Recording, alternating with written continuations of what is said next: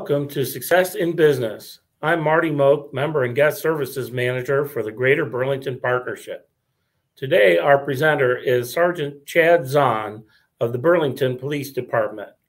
Sergeant Zahn with the Burlington Police Department started with the Burlington Police Department in 1994.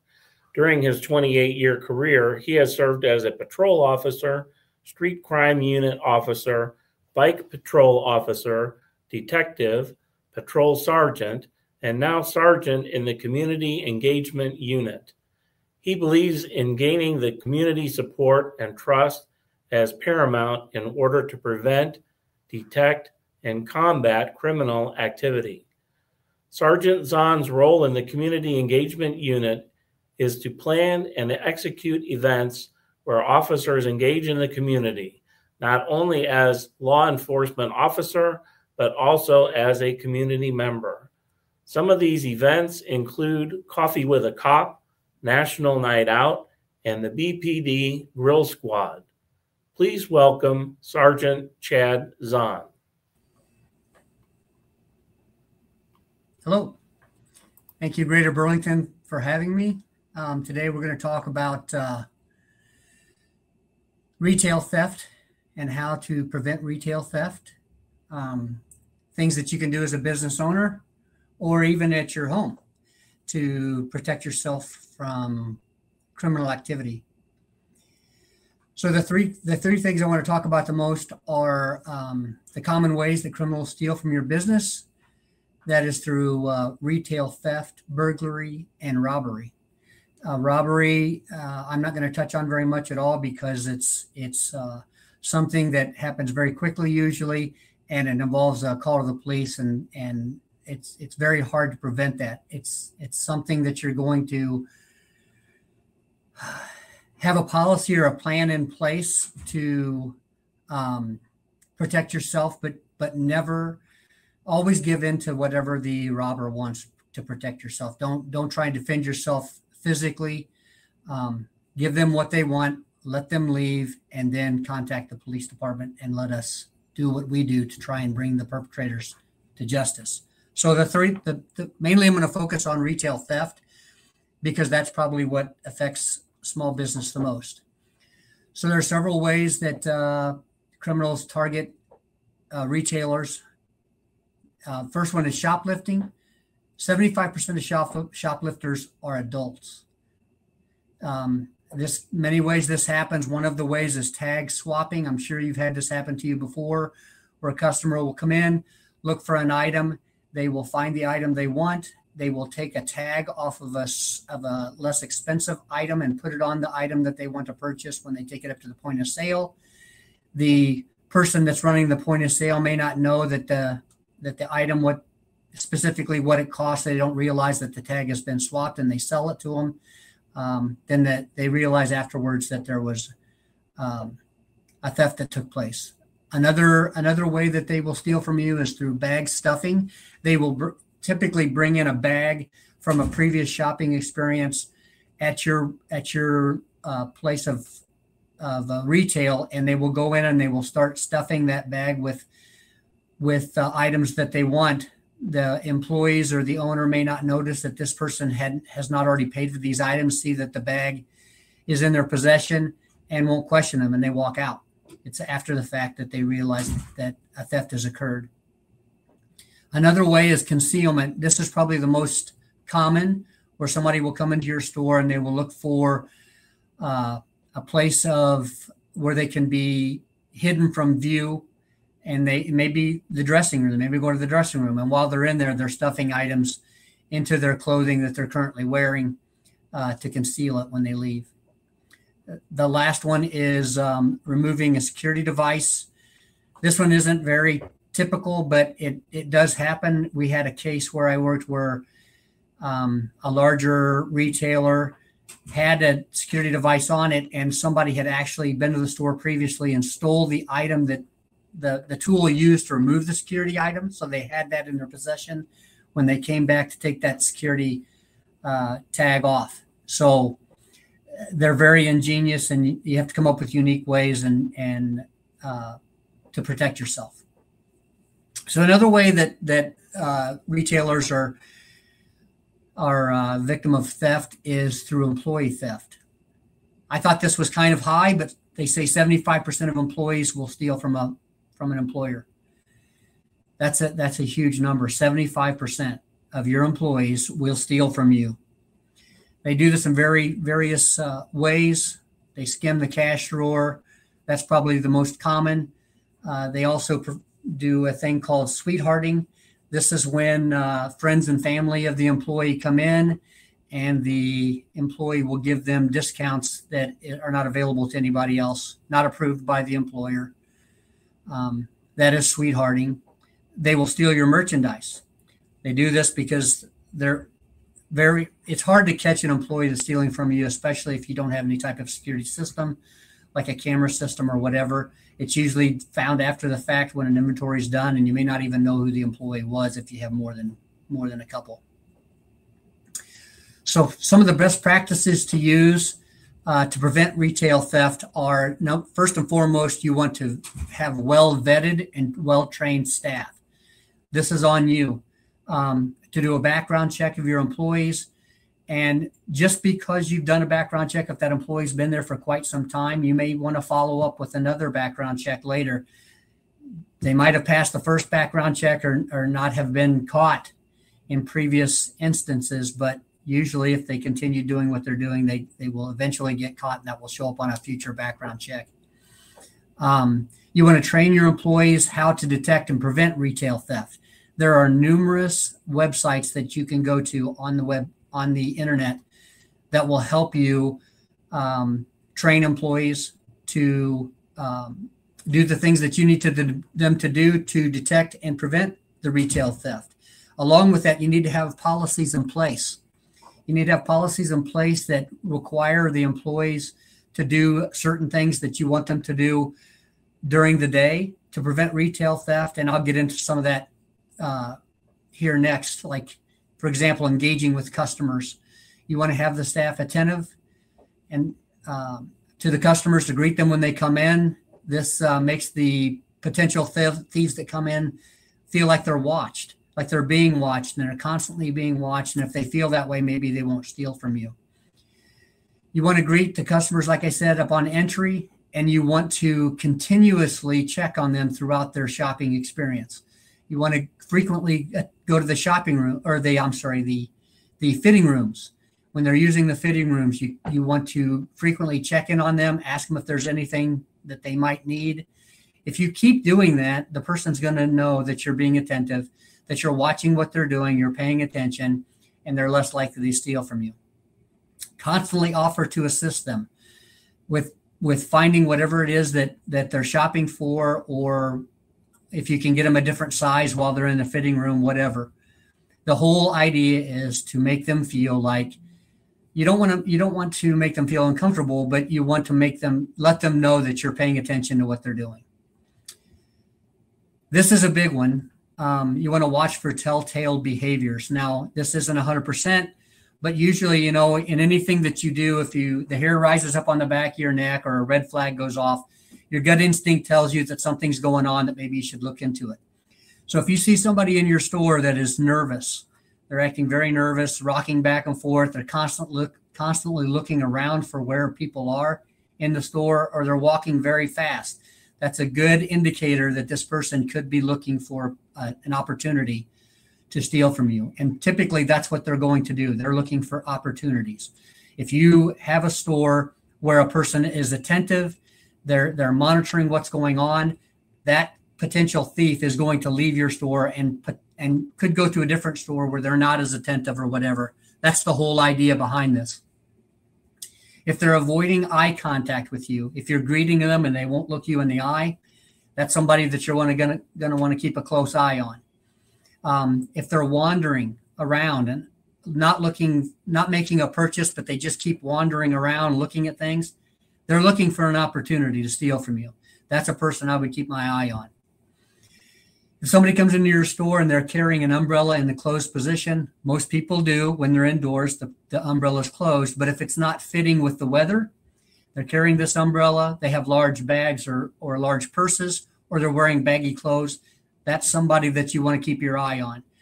More than likely, you'll see somebody, for example, wearing a big hooded sweatshirt on a day when it's 80 degrees. It doesn't fit the temperature or the weather environment, but they're wearing this, and it could be that they're wearing it so that they can conceal items as they're stealing from you. That's a person you need to keep your eyes on. And also, if they're hanging out in areas of low visibility in your store, that's what they do. They'll go into a store, they will identify areas where it's tough for employees to see them. That's the area they're going to concentrate on. They might pick up an item in a different area and take it back to that area for the purposes of concealing it and then walking out with it. So that's one thing that you want to do is walk through your store, look for areas like this, the low visibility areas, identify those areas and try and move things around so it's more visible from other areas in the store. So that getting into this, you want to lay out your merchandise, lay out the merchandise in your store and the flow of your store to benefit you. An organized storefront without clutter or disarray, that is going to, you go in so many of these stores now and they have so much merchandise in such a small store. There are so many areas that they could hide in, or not hide, but be out of your view to steal from you. That's one thing you want to look for. Organize your storefront so that people from the outside can see in and you can see outside. I'll get into this when we get to the portion of burglary, but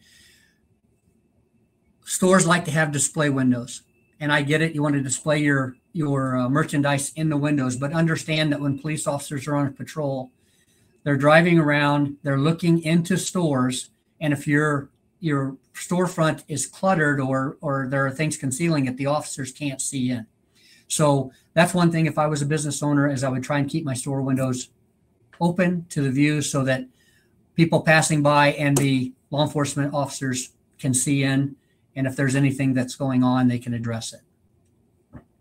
You want to open up, having an organized storefront. It opens up the sight lines to monitor your customers, creates less areas for customers to be unobserved, and it makes it obvious when something goes missing. If your store is organized and you have it laid out in a manner that you know where something belongs, then when something goes missing, you're more likely to notice it earlier. Identify high-risk items and areas in your store. You want to place the smaller items and more expensive items close to your point of sale. Items that are easy to conceal, if you place them up closer to your point of sale, you can keep your eye on them a lot easier than you could if they're in an area where it's less accessible, but benefits the thief because it's easy to conceal and they can't see you doing, or you can't see them doing it. Put your high value items in a locked cabinet, that a display case or whatever, or place it toward the back of the store in an area where that's easily visible from the point of sale. And you want to place your point of sale toward the front of the store near the exit, so that they have to pass by you. You will be able to observe them as they're leaving to see if they possibly have something concealed under their clothing, but it makes them nervous after they've concealed something if they have to walk past you. So the chances of them stealing from you and doing that it lessens those chances. Also, positioning your point of sale near the front of your store makes it easier to greet customers when they're coming in. It lets them know that you're watching them. And when a shopper enters your store, they will typically turn to the right. This is not something I knew until I put this presentation together, but typically they enter to the right and they will make a loop out of your store before exiting. So when I read that, I thought about the way that I shop, and it's really true. I walk into many of the stores downtown. First place, I turn to the right. Once I walk in the door, make a loop around the store to see what they have, and then make my purchase or leave the store.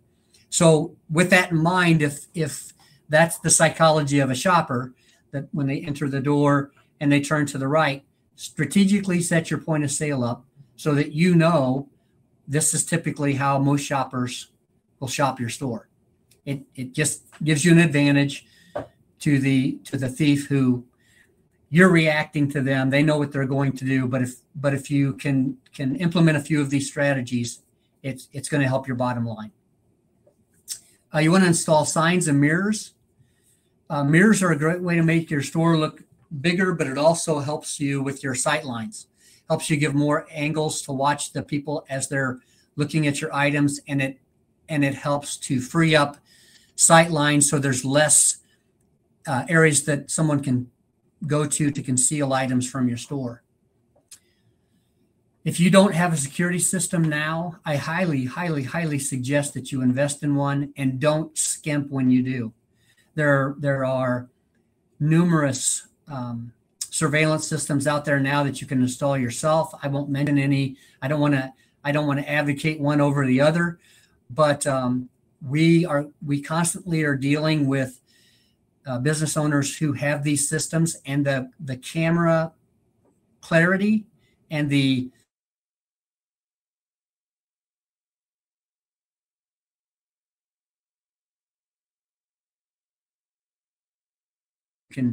you can use those images. You can make still images from it, and we can actually identify people from those images. So that's not something you want to skimp on. But like I said, there are many that you can implement yourself, hook up yourself. It's very easy to do. It's based on the internet. So if you have Wi-Fi in your store, you could connect this to the Wi-Fi and set it up yourself. I highly suggest that you have an entry alert system. Most of these systems that I'm systems that I'm talking about that you can set up yourself include a contact that you put on your door so it makes a sound when somebody walks in your store. That's what I mean by an entry alert system. Something to alert you when somebody comes into your store if you're at the back of the store and aren't able to watch the front at that point. You want to install a quality POS system. The point of sale is very important, and incorporating that into your security system. One example I can give you, there are several stores here in town, larger big box stores. They have something stolen. They can look at their camera. They can see the person stealing it. It notes the date and time. Then they can go back to their POS. They can pull up the date and time and the register that was used. They can provide us with a receipt of what was stolen. Or say they use a stolen credit card or something like that. We can use that information to track that suspect to make an arrest. So a quality point of sale system is to your benefit. RFID tags also, that's the tags that make an alarm when somebody exits a store without paying for it. I don't know what the cost of those are. I can't imagine it's going to be cost effective for everybody, but that is a highly effective way of monitoring people to find out when they steal from you. I talked about developing policies and procedures for your employees to follow. This is another thing that is on you. You need to have policies in place to ensure that employees are doing specifically what you want them to do.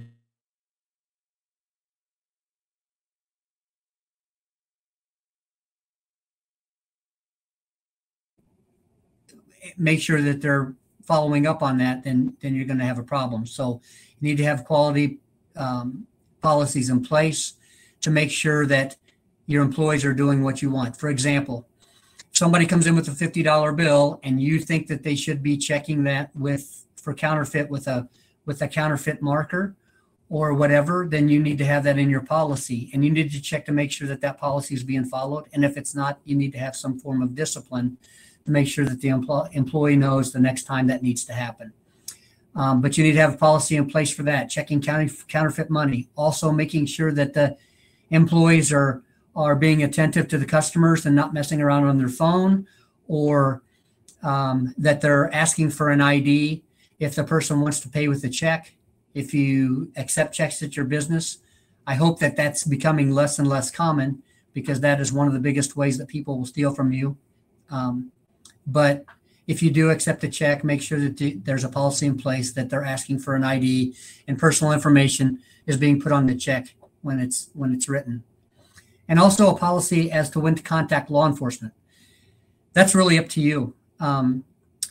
We would prefer you would contact us while it's going on if you see that it's happening, or if you suspect that somebody's there and that's their purpose, contact us then. We'd like to come there and trying to prevent it before it actually occurs. It's a lot harder for us to charge somebody with the crime or to prevent it after it's already occurred. So please call us as soon as you feel like you get that gut feeling in your stomach that somebody's out to steal from you. They're shopping your store or they're casing your store. Please contact us then. It's not a bother. Actually, we would appreciate that because it helps us catch these people quicker. I'd like to move into burglary now.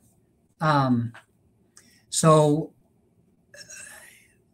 preventing a burglary is really one of the easiest things that you can do. Here are some suggestions that I have.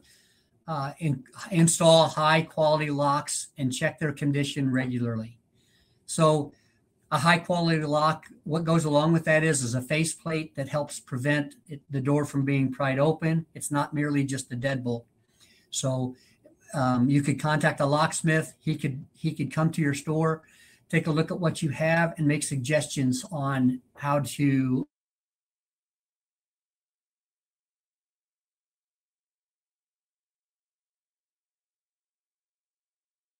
There's a lot of times when we do building checks, we find front doors to businesses that are unlocked and open.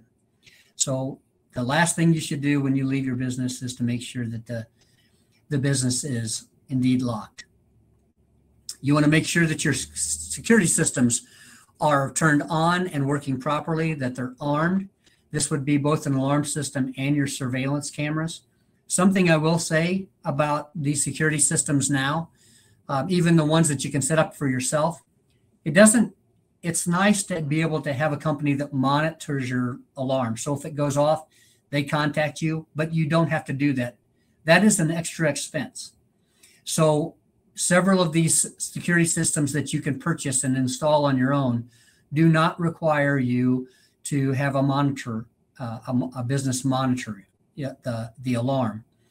It will send you on your cell phone notifications when it senses movement in your store or a door is open that should be locked or whatever. So it's a one-time purchase. It's not something every month that you have to pay for to have a company monitor it. You want to make sure that I touched on this, you want to make sure that your windows are clear from obstructions and leave a light on inside the business and light all exterior entrances. So the reason for that is officers patrol the area, the business areas at night, and they want to be able to see inside your store. If you leave a light on and somebody's inside your store moving around when an officer drives by, he can see inside your store and he can see movement inside your store, and he can call for backup. They can check your business to make sure that no one's inside the store. Also, lighting up an exterior of the entrances. People that are going to break into your business, they will go into a stairway or a doorway and wait to make sure nobody's coming. If that doorway's lit, people will be able to see that person standing there. So make sure that there's lighting on all of your exterior entrances. You can install special glass or bars on the windows that will prevent people or make it harder for them to break a window and run in and steal stuff from you. You can keep track. Oh, please make sure that you keep track of all keys issued to employees. If you issue a key to an employee and that employee quits or is terminated, make sure you get that key back. Many times the businesses that are being burgled are done so by people that have a key or have had a key and made a secondary key on their own. And be careful of posting vacation schedules on social media. You see that all the time where somebody will post pictures that they're out of town on vacation or whatever. I get it. If you want to do that, post it after you return. Post your pictures after you return. But if you let people know that you're on vacation, that's the opportunity that people are looking for to take advantage of you. So really, that is what I have for you as far as protecting yourself against crime through your business. I would be happy to take any questions that you have. If there's anything you have, please feel free to ask away. And Stephen, if you've been talking to me, I can't hear you. Okay.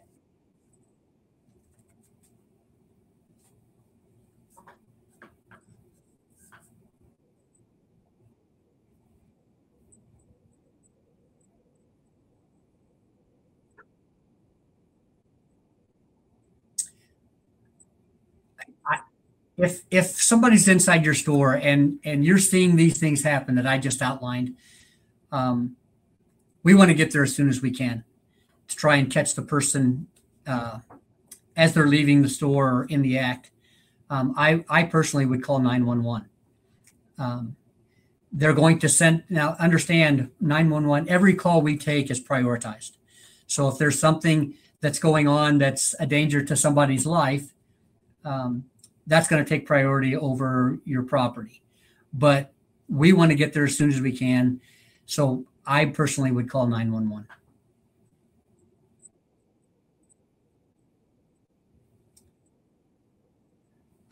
No, but I will say that I have not personally seen it, but I'm sure that you've heard of boosting crews. Usually happens at larger end or larger big box stores where a group of people will flood a store and they just start grabbing stuff and running out. If you start seeing people with umbrellas, you're going to see that. There are going to be groups of them, usually with umbrellas, that will do that.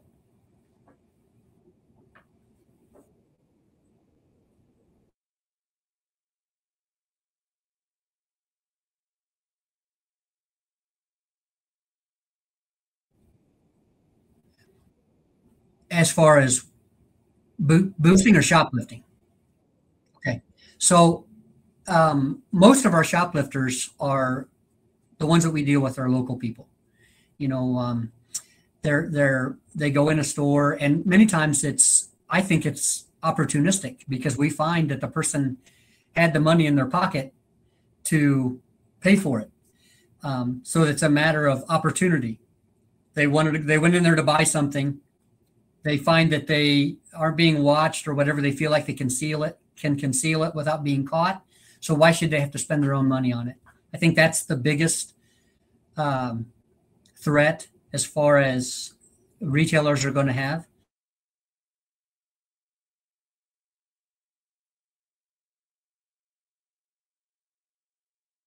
It's the bigger ends, big box stores where they go in and do that. Very hard to stop that. You know, you've got 15 people that rush into a store and just start grabbing stuff, and there's a few employees working there. Very hard to stop that, especially now, the COVID, people are still wearing masks. We had a lot more shoplifting going on when people were required to wear masks because they were harder to detect. You know, if somebody walked into your store today and they got a mask on, people aren't wearing masks as often, you're probably going to watch that person. But, you know, a year ago, when everybody was wearing a mask, you were required to wear a mask, nobody thought anything of it. And you got a great security system, but if you can't see that person's face, it's a lot harder to catch them.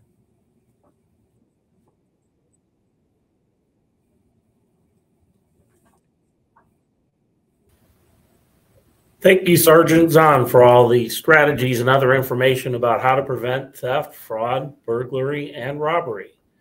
Please join us on October 19th when we welcome Cindy Whalen of Iowa Vocational Rehabilitation Services, who will help us learn more about services, consultation, and resources available that will increase disability inclusiveness in your workplace.